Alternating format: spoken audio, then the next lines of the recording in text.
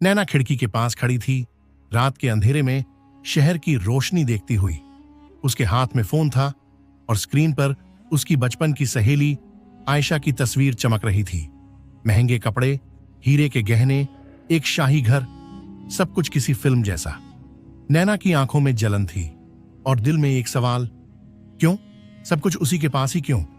बचपन से शुरू हुआ रिश्ता, नैना और आयशा, दो जिस्म, एक जान, एक ही गली में पली बढ़ी, एक ही स्कूल, एक ही कॉलेज। जहां आयशा थी वहां नैना थी, लेकिन दोनों में एक फर्क था। आयशा का दिल बहुत साफ था। वो हर किसी का ख्याल रखती, छोटे छोटे कामों में खुशी ढूंढ लेती। और नैना, वो आयशा से प्यार तो करती थी, मगर उसके अंदर एक हल्की सी हसरत हमेशा रहती। काश मैं भी आयशा जैसी होती, या उससे बेहतर। ऑफिस और किस्मत का मोड़, कॉलेज के बाद दोनों ने एक ही कंपनी ज्वाइन की। यहीं आयशा की मुलाकात हुई कंपनी के मालिक आर्यन मल्होत्रा से। आर्यन अमीर, स्मार्ट और बेहद चार्मिंग। धीरे धीरे उसे आयशा की सादगी और मासूमियत पसंद आने लगी। एक दिन पूरी कंपनी के सामने लाइट्स, म्यूजिक, फूलों की बारिश।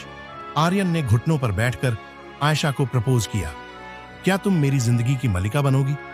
आयशा की आंखों में आंसू थे और होठों पर मुस्कान। उसने हां कह दिया। शादी जैसे कोई परियों की कहानी। शादी इतनी शाही थी कि लोग देखते रह गए। आयशा सच में किसी शहजादी जैसी लग रही थी। नैना भी वहां थी, मुस्कुरा रही थी, ताली बजा रही थी, पर उसके दिल में कुछ टूट रहा था। यह सब मेरा होना चाहिए था। सच्चाई जो किसी ने नहीं देखी। बाहर से आयशा की जिंदगी सोने की तरह चमक रही थी, लेकिन अंदर सब कुछ टूट रहा था। आर्यन वो वैसा नहीं था जैसा दिखता था।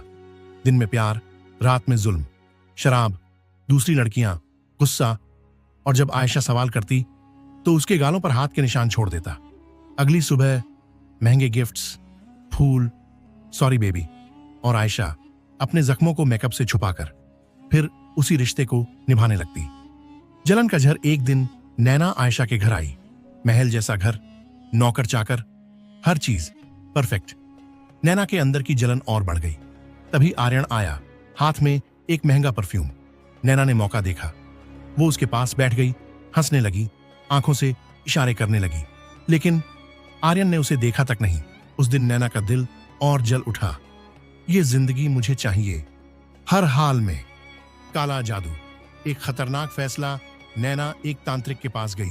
उसने सब कुछ बताया।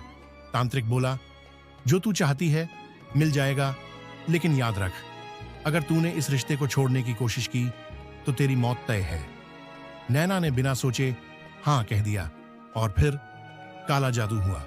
टूटा रिश्ता, बदली किस्मत। धीरे धीरे आर्यन का दिल आयशा से हटने लगा, और एक दिन उसने आयशा को तलाक दे दिया। कुछ ही समय बाद नैना उसी घर की मालकिन बन गई। जिस जिंदगी के लिए वो जलती थी, अब वही उसकी थी। सच्चाई फिर सामने आई। कुछ ही दिनों में नैना को सच्चाई समझ आ गई। वही रातें, वही शराब, वही गुस्सा, वही मार। अब वो आयशा की जगह थी।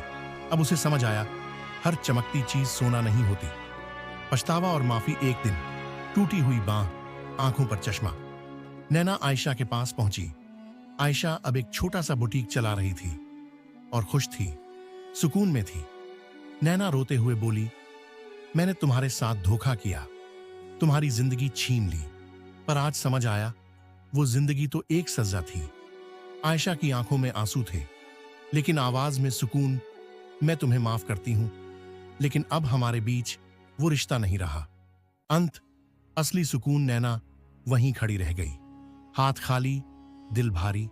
और आयशा, वो अंदर चली गई, अपने छोटे से बुटीक में, जहां कोई झूठ नहीं था, कोई दर्द नहीं था, बस मेहनत और सुकून। नैना अपनी खुद बनाई हुई उस दुख भरी जिंदगी में वापस चली गई, जहां से वो अब कभी वापस नहीं आ सकती।